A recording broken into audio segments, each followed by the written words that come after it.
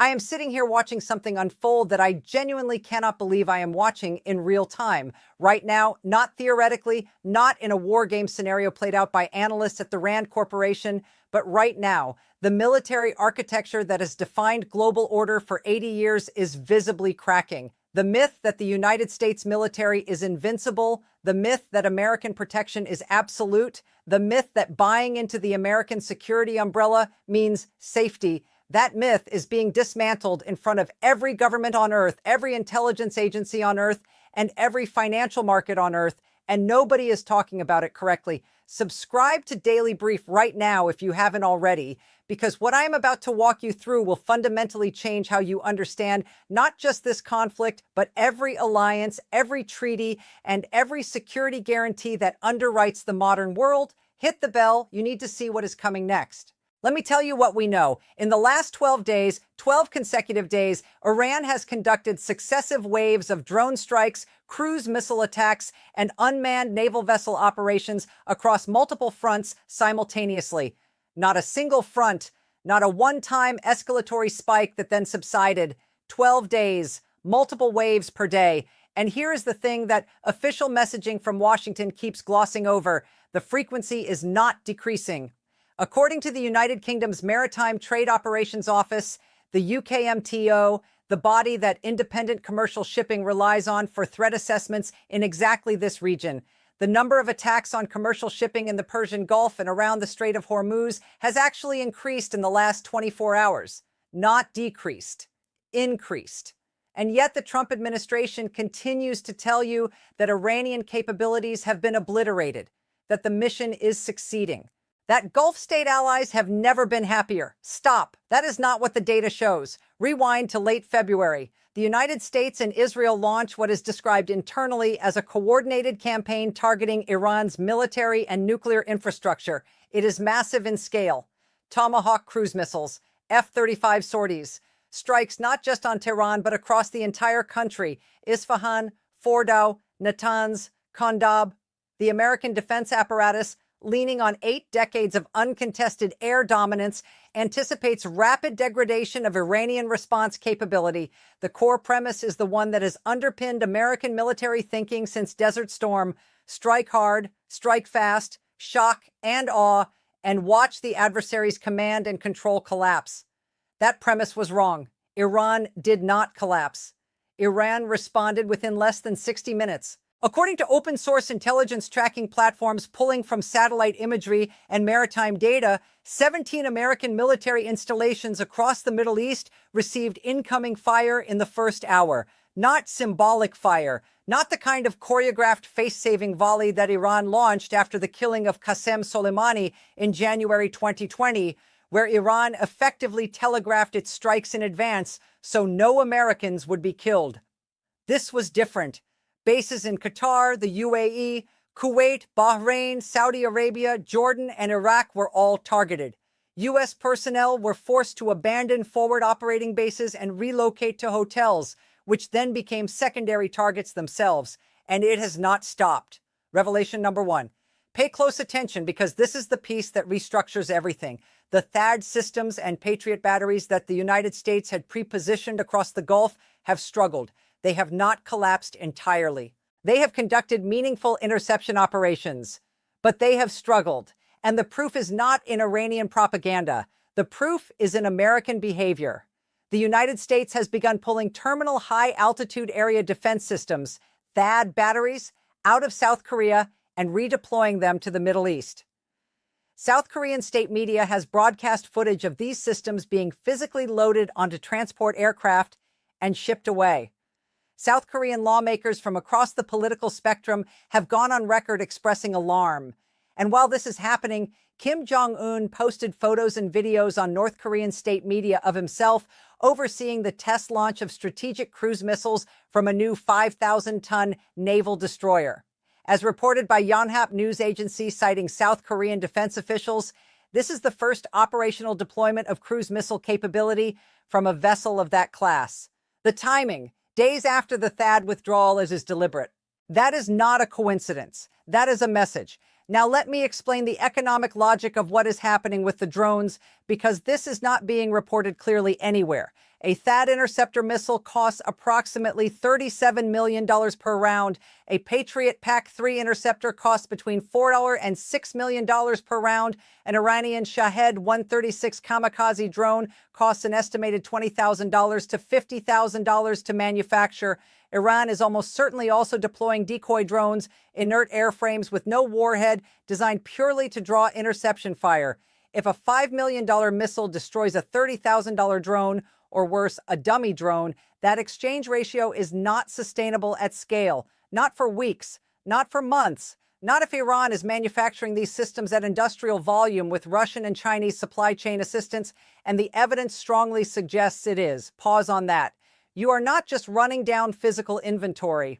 You are running down the political will to keep feeding hundreds of millions of dollars of munitions into a conflict with no visible terminus. And you are doing it publicly in front of every ally and adversary on the planet with cameras rolling across the Gulf. Revelation number 2, the Strait of Hormuz. 20% of the world's oil supply transits the Strait of Hormuz.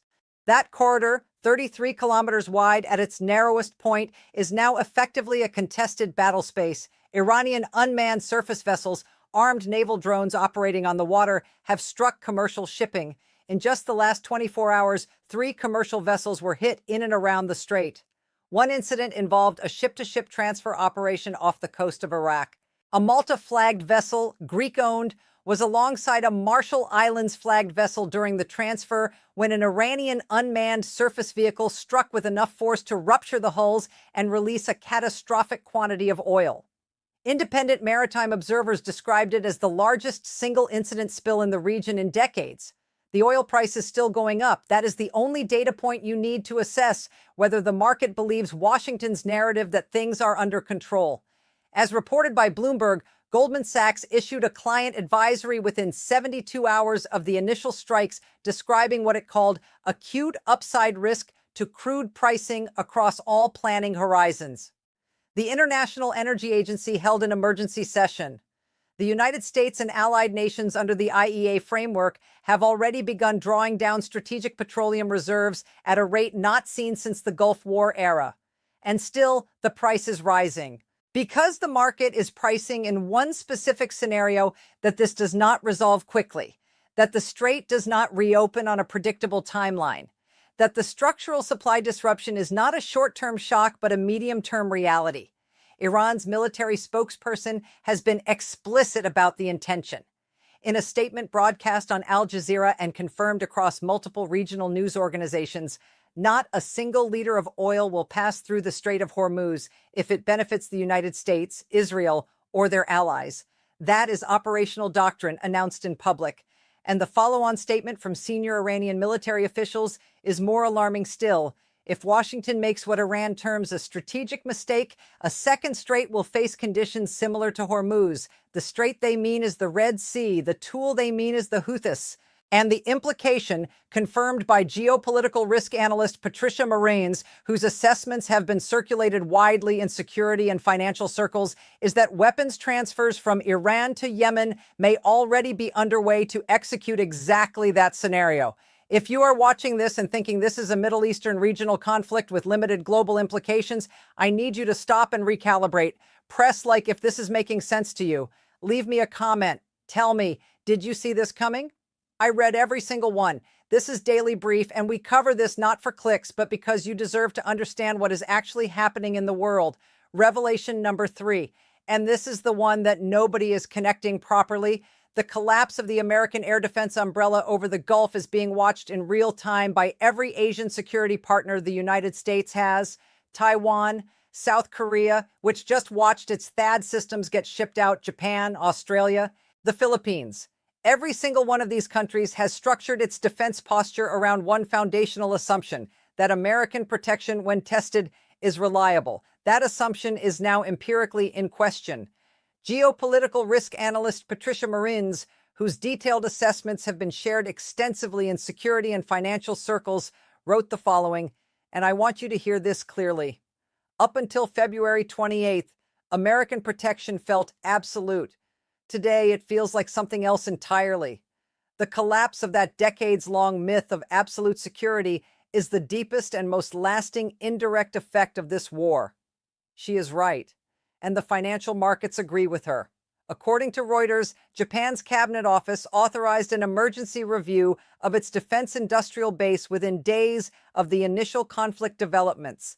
Australia's opposition defense spokesperson called for an emergency parliamentary briefing on AUKUS implementation timelines. South Korea's defense ministry issued a statement, notably restrained in diplomatic language but notable, affirming that it was reviewing all relevant contingency frameworks. That is diplomatic language for, we are alarmed and trying not to say so out loud. Think about what Japan's prime minister is calculating right now. Japan's entire post-war security architecture, the U.S.-Japan Mutual Defense Treaty, the 54,000 American troops stationed at bases across Japan, the carrier strike groups that rotate through the Pacific, all of it is underwritten by the assumption that America can and will project overwhelming force reliably when called upon. What have the last 12 days demonstrated? That a mid-tier regional power, not China, not Russia, not a near-peer competitor, but Iran, with Russian and Chinese technical assistance, has been able to operate at a pace and volume that stretched American defense systems to the point that equipment is being physically removed from the Korean Peninsula to cover shortfalls in the Gulf. What does that tell Taiwan? What does that tell South Korea? What does that tell Australia, which has staked its long-term security calculus on the AUKUS partnership and the assumption of American staying power in the Indo-Pacific? And what does it tell all of them when U.S. Interior Secretary Douglas Burgum tells reporters, with a straight face, that Gulf state allies have never been happier with the American military presence in their country? The United Arab Emirates had a skyscraper in Dubai's Creek Harbor district struck by an Iranian drone. That is not a country radiating happiness. That is a country in acute crisis, with its insurance markets in disarray, its sovereign wealth funds quietly stress-testing worst-case scenarios, and its leadership privately furious at not having been consulted before a war began on its doorstep. Now, I want to talk about the human dimension of this, because there is a reason this has gone the way it has gone beyond just the technical specs of drones and interceptors. The United States military did not enter this conflict at full operational readiness. It entered with a leadership structure that had been systematically reorganized under criteria that prioritize loyalty over operational experience. Multiple senior general officers and flag officers, individuals with decades of experience in exactly the theaters and against exactly the adversary type now being engaged, were displaced or retired in the weeks and months preceding this conflict. The consequence of that is not immediately visible on a satellite image. It is not measurable in a missile count, but it is present in every operational decision, every targeting assessment, every escalation calculation made under fire.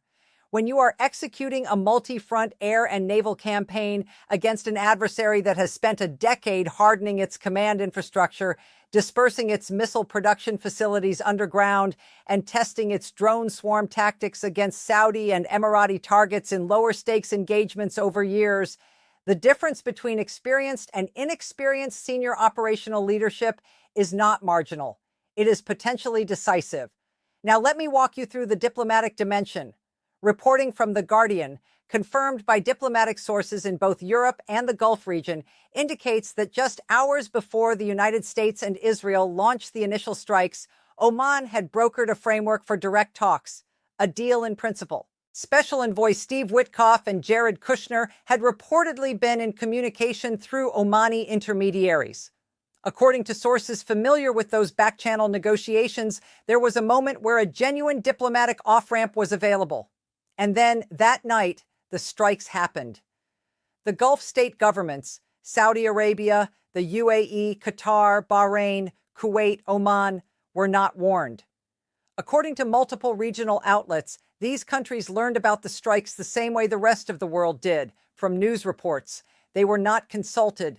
They were not asked whether they consented to a war being opened in their immediate neighborhood. that would inevitably draw retaliation against their infrastructure, their shipping lanes, their citizens. That is not how alliances function. And those leaders know it, and they will remember it. Let me take you to Europe, because the European dimension is not getting the attention it deserves. Romania has authorized the United States to deploy aircraft and up to 500 troops to support operations. But Spain has explicitly refused the use of its territory and bases for any offensive action connected to strikes on Iran. The United Kingdom has drawn the same line. France has refused. Their reasoning is not ideological, it is mathematical. Iran's missile arsenal has a range that comfortably covers southeastern Europe from Iranian territory. The distance from Tehran to Romania is under 2,500 kilometers. Patricia Marines, citing operational range data compiled from open-source missile databases, notes that at least 6 identified Iranian missile variants and their derivatives can reach Romanian territory. Iran has not historically shied away from striking targets it considers complicit in attacks on its soil. Spain, France, and the UK have made a rational calculation. Do not make yourself a target for a conflict that is not yours to own. That is the quiet beginning of an unraveling of operational NATO cohesion. Not a formal split, but a documented refusal that every defense ministry on the planet has noted. Meanwhile, as reported across multiple outlets, including through Steve Witkoff's own social media post, the administration held a meeting in Florida with Russian delegation leader Kirill Dmitriev, alongside Jared Kushner and White House advisor Josh Greenblatt, which Witkoff described as productive. Russia, which by multiple intelligence assessments has provided Iran with critical electronic warfare systems, drone manufacturing expertise, and technical assistance for Shahed production scaling. Russia is apparently a productive interlocutor right now. If you are Volodymyr Zelensky, watching Russia operate a proxy second front against Western interests in the Middle East while pressing in Ukraine, and watching Washington engage warmly with Moscow's emissaries, you are experiencing something beyond frustration. You are experiencing the recognition that your primary partner has a decision-making process you cannot model or predict. These are the facts, not analysis. Facts. Now, I see 2 paths forward. I see no middle ground. I wish I did. Path 1. Someone in the relevant rooms chooses de-escalation. Oman has not walked away from its mediating role. Qatar still maintains operational channels to Tehran.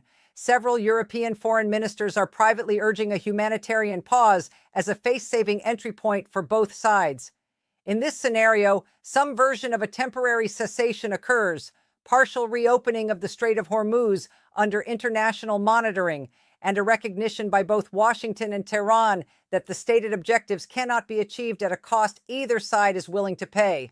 The new supreme leader, Mojtaba Khamenei, who is by all accounts, including a source cited by the Jerusalem Post, describing himself as a former study partner of the supreme leader, significantly more hardline than his father, and whose entire formative experience has been within the Islamic Revolutionary Guard Corps, may calculate that a partial victory now is preferable to a total war with existential stakes.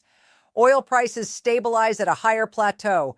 The world reorganizes around a new multipolar reality. Nobody gets everything they wanted. Everyone survives. Path 2. There is no de-escalation mechanism both sides can accept publicly. Iran carries out its stated intention to bring the Red Sea into the conflict via the Houthis, closing the alternate global shipping route. The Strait of Hormuz remains contested. Oil reaches price levels that trigger recessionary conditions in European economies already running on minimal buffer. Asian supply chains face structural disruption that cannot be resolved short term. The American military continues to deplete expensive interceptor inventories against cheap drone swarms. Domestic political pressure in the United States intensifies. And at some point, some actor, potentially a proxy, not necessarily a state, escalates in a way that cannot be walked back. I think we are closer to path 2 than Washington wants you to believe, and I say that not to frighten you. I say it because you deserve accurate information. Here are the numbers that tell the real story. The Jerusalem Post, not Al Jazeera, not Iranian state media, but one of Israel's flagship newspapers, reported the following after 11 days of fighting. Israel had received 9,115 missile damage claims. 6,586 buildings damaged or destroyed, over 1,000 pieces of critical infrastructure equipment, nearly 2,500 vehicles. Northern Israel has been under continuous bombardment. Iran opened 8 simultaneous operational fronts, and Iran's own leadership remains largely intact. Not a daily brief assessment, not an Iranian government claim, but the conclusion of American intelligence professionals whose assessments have been shared with congressional oversight committees and reported on by the Washington Post. The UK Maritime Trade Operations Office is telling you shipping attacks are increasing.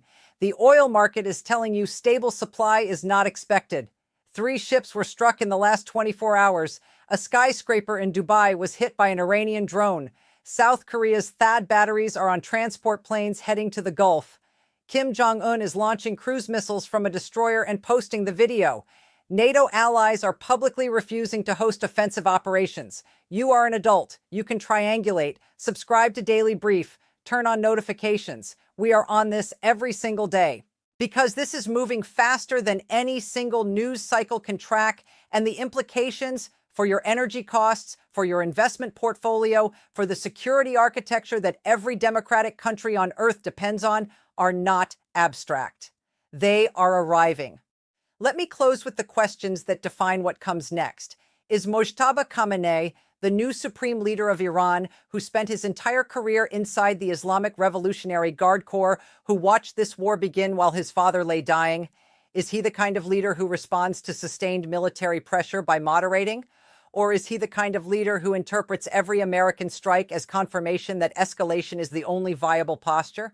Because the honest answer from Western intelligence right now is that they do not have high confidence assessments of his decision calculus. That uncertainty alone is one of the most dangerous conditions in this entire situation. What happens in Asia in the next 90 days? As Taiwan, South Korea, Japan, and Australia watch American interceptor systems leave their theater to cover shortfalls in the Gulf, at what point do these governments begin making genuinely independent security arrangements? What does indigenous defense procurement look like at that scale? What does it do to Beijing's calculations about Taiwan? And what does it do to every American alliance in the Pacific? And the deepest question, when the dust settles, because eventually it will, who emerges stronger? Iran, which has demonstrated operational reach and manufacturing resilience at a scale that surprised every Western assessment? Russia, which has used Iran as a proxy to bleed American resources and credibility without a single Russian weapon directly engaging a U.S. target? China, which has watched its primary strategic competitor exhaust both military inventory and alliance trust in a war it chose without allied consultation to start? Or is there a scenario difficult to see right now, but not impossible, in which the United States, chastened, reorganizes its strategic posture with genuine allied consultation and comes out of this with a more realistic and ultimately more durable framework for global engagement? I do not have a clean answer, and anyone who tells you they do is selling you something. What I know is this: the world you are operating in today is not the same world it was 3 weeks ago. The architecture has shifted. The calculations of every government, every military planner, every sovereign wealth fund, every shipping insurer, every energy trader on the planet have been permanently updated. And the people responsible for protecting ordinary citizens in every country that organized its security around American power are running those updated numbers tonight. Subscribe to Daily Brief. Turn on notifications. We are here every day. Leave your answer in the comments right now. What do you think happens in the next 30 days? Does this de-escalate or escalate? And do you think Gulf state allies hold together, or do we see the first public break in that coalition before April? I read every comment, every single one.